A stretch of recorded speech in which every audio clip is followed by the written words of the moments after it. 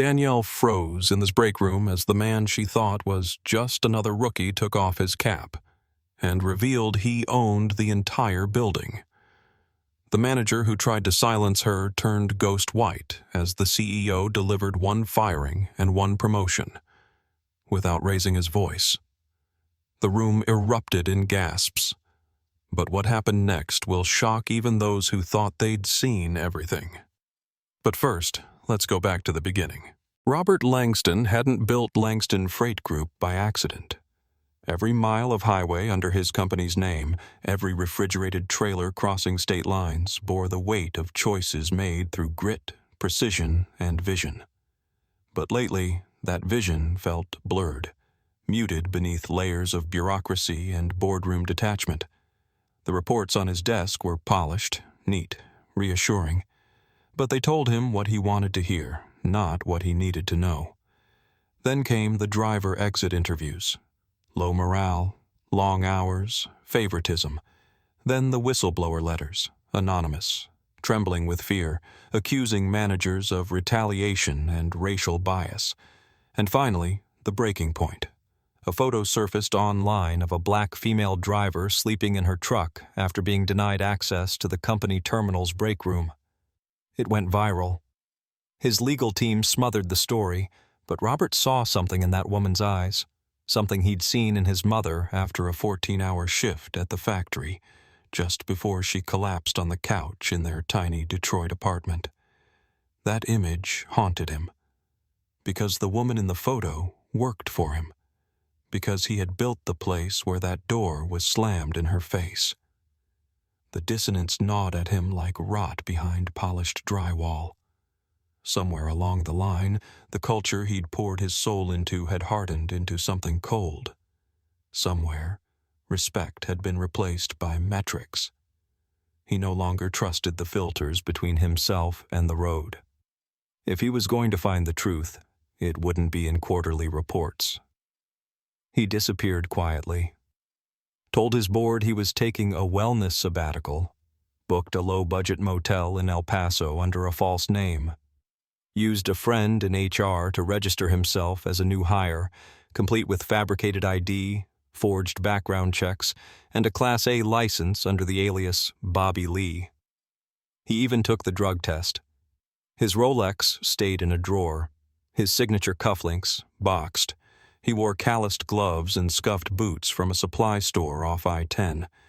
He studied company policy manuals, listened to dispatchers over shortwave radios, practiced small talk about fuel rates and axle weight. The deception wasn't for show. It was survival. He needed to vanish inside his own machine, to hear how it groaned when no one important was watching. The only way to save his company, he knew, was to let it forget who he was, so it could show him what it had become. Danielle Foster was all edge and efficiency. No wasted words, no warm smiles. She moved like someone who'd long since learned the cost of wasted energy. Every motion calculated, every silence purposeful. When she first met Bobby, she gave him a cursory glance, a nod, and nothing more. She didn't ask questions, didn't offer comfort, and certainly didn't care about his story. To her, he was like the dozens of others who cycled through the training program, clumsy, soft-palmed men looking for a quick paycheck before folding under pressure. Their first 2 days together were marked by the ritual monotony of the road, the constant hum of tires against asphalt, broken only by the squawk of dispatch or the metallic click of Danielle shifting gears with mechanical precision. She offered curt instructions when necessary, but mostly left him to the quiet torment of self-doubt. Robert, for his part, listened more than he spoke. He studied her posture behind the wheel, the way she double-checked everything from tire pressure to trailer locks, even when she didn't know he was watching. Her movements were born of repetition and muscle memory, but there was something beneath them, a kind of weariness that had calcified into armor. On the third night, nature forced them to stop.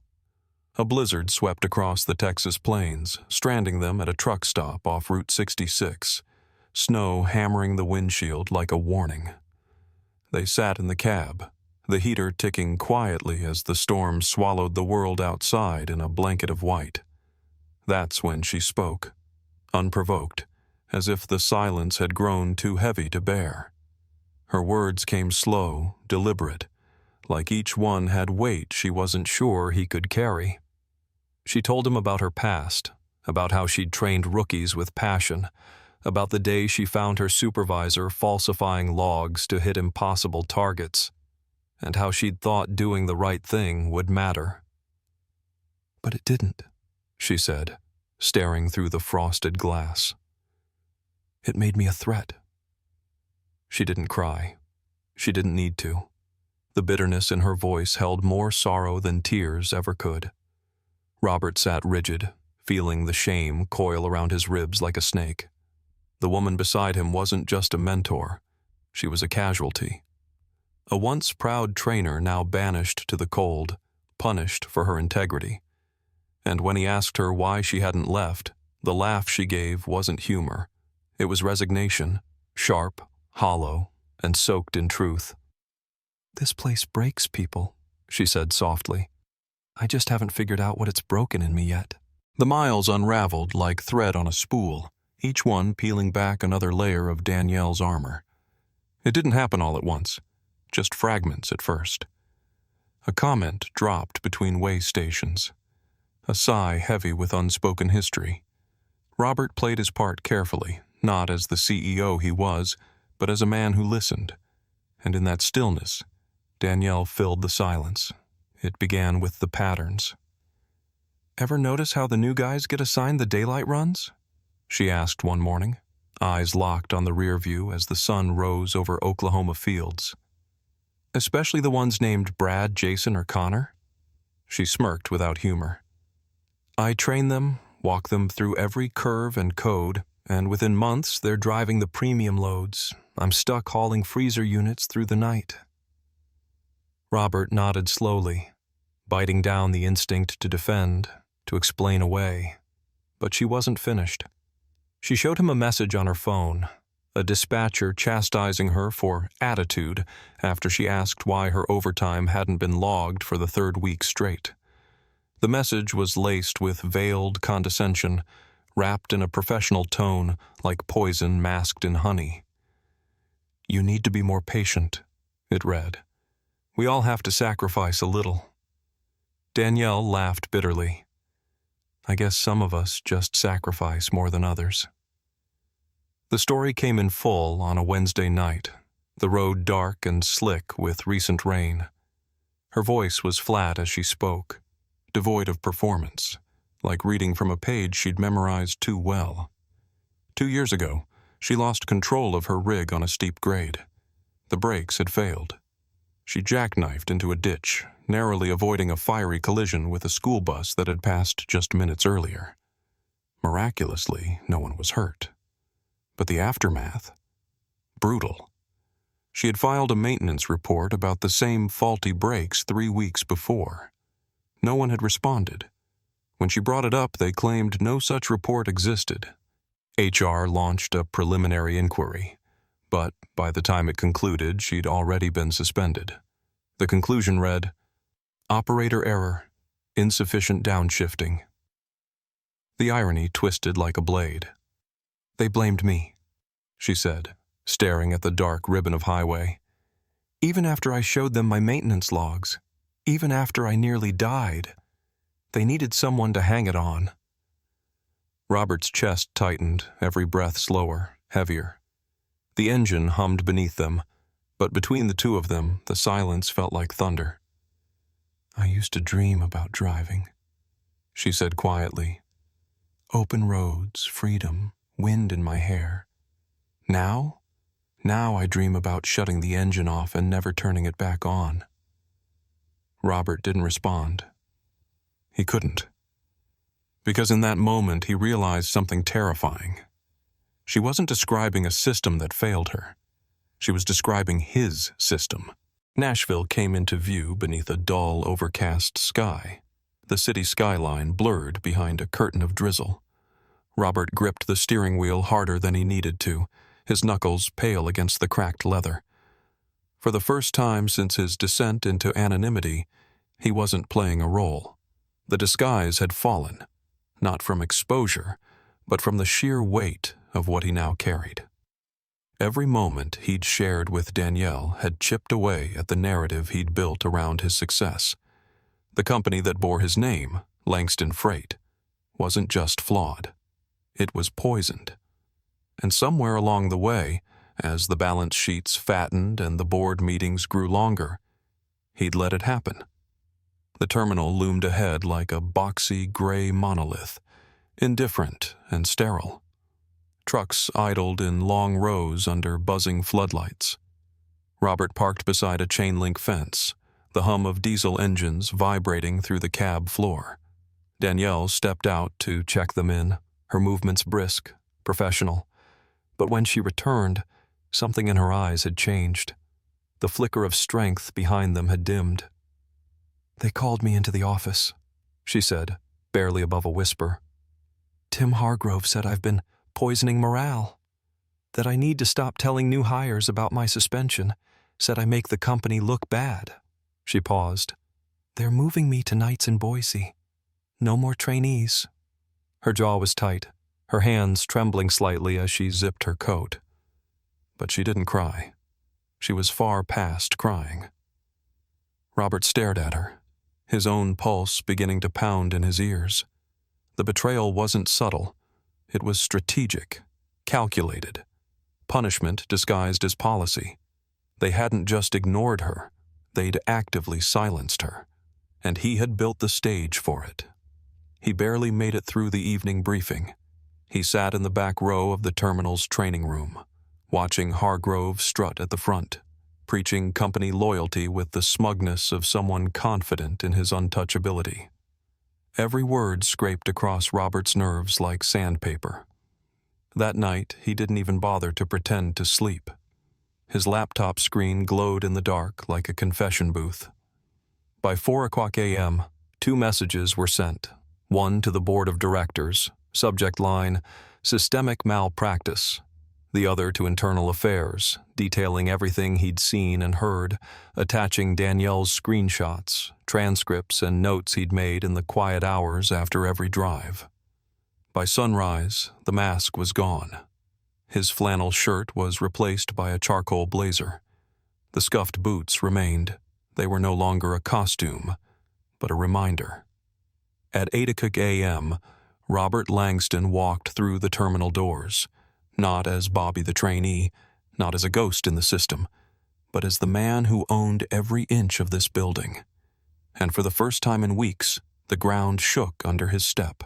The room froze as the door opened. The click of polished shoes on tile echoed like gunshots across the morning hush of the Nashville terminal break room. Conversations cut off mid-sentence, coffee cups suspended in the air. For a moment, no one recognized him. The man standing at the threshold wore authority like armor, broad shoulders squared beneath a tailored blazer, his once hidden face clean-shaven and unmistakable. The cap came off slowly, deliberately, a symbolic gesture. Gasps rippled through the room like aftershocks. "Mr. Langston?" someone muttered, disbelief thick in their voice. Tim Hargrove's posture stiffened, his tanned face draining to a chalky gray. His hands, once confident on the hips of his company-issued vest, now clutched nervously at the seams. Behind him, Danielle stood frozen, her body upright, but her expression trapped between hope and suspicion, as if daring not to believe what her eyes told her. Robert's voice, when it came, was calm, but carried the weight of finality. "There's been an internal review," he said, his gaze sweeping the room but anchoring on Tim. "Effective immediately." He paused, allowing the room to hold its breath just a few seconds longer. Then his eyes narrowed. "Tim Hargrove is relieved of all duties pending a full investigation into misconduct, suppression of complaints, and retaliatory practices." A collective exhale, then whispers. Someone dropped a pen. Tim opened his mouth to speak, to defend, but Robert cut him off with a raised hand. Firm, unshakable, absolute. You tried to silence someone who cared more about this company than you ever did. Someone who risked everything to do the right thing while you buried her voice and buried the truth. I believed your version of this company for too long. That ends today. He turned to Danielle. Her name came like a declaration. Danielle Foster. She blinked, chest rising sharply. You're being promoted to senior driver advocate. You'll be reporting directly to me. Your job is to protect the voices that people like him tried to erase. For a second, no one moved. Then slowly, heads turned. A quiet murmur of support grew into something stronger. Nodding, murmured affirmations, a few bold claps from the back of the room. Danielle stood stunned, her hands clenched at her sides, her lips parted but silent. Tim took a step forward.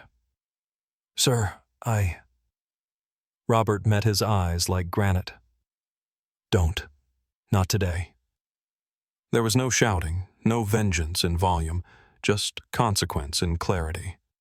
The power in the room had shifted and everyone felt it. Justice hadn't just walked through the door that morning, it had returned to claim its name. The echoes of that morning in the Nashville terminal did not fade. They multiplied.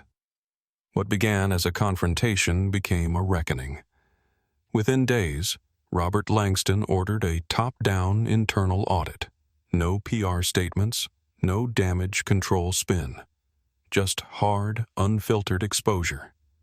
Every division, every route, every complaint file buried under jargon and red tape was pulled to the surface and laid bare. No excuses were accepted, no loyalty points spared. The reckoning had rules, and those rules belonged to integrity now. 10 managers were demoted before the first week ended.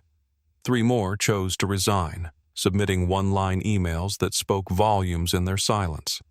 In regions with the most discrepancies, Denver, St. Louis, and Charlotte, entire management teams were dissolved. Local dispatchers suddenly found themselves face-to-face with the very drivers they had ignored, and this time, they were the ones answering questions. A new system was born, quietly but thoroughly. Anonymous reporting platforms with encryption-grade privacy. No more backdoor punishments for speaking out. Every message landed directly in the inbox of the newly formed Driver Advocacy Unit. At the head of it sat Danielle Foster. Her office wasn't in a tower, it was mobile. She didn't want a desk, she wanted movement, momentum. She crisscrossed the country in a retrofitted rig, half workspace, half classroom, branded with the company's emblem, but redesigned. The Langston name now surrounded by 3 words in bold steel lettering. Integrity. Justice. Voice. Drivers greeted her with tentative smiles, the kind worn by people used to being ignored. She shook their hands firmly, looked them in the eye. She didn't speak from policy, she spoke from pain, and that made her unstoppable. She taught seminars on rights and retaliation. She listened, truly listened, to stories that had never been told aloud. She ended every meeting with the same promise. You're not alone anymore. And Robert? He stayed close, not in power, but in presence. No entourage, no speeches, just a notebook, a chair in the back, and his ears open. When Danielle spoke, he took notes. When she paused, he studied her expression. He rode in silence sometimes, hands folded, eyes fixed on the passing road, letting her voice fill the space. This wasn't penance. It was purpose reborn. The company didn't just change, it evolved. Because one woman dared to speak, and one man finally learned how to hear. And in the growing hum of the roads they once traveled in silence, the truth now traveled loudly, with a seat at the front.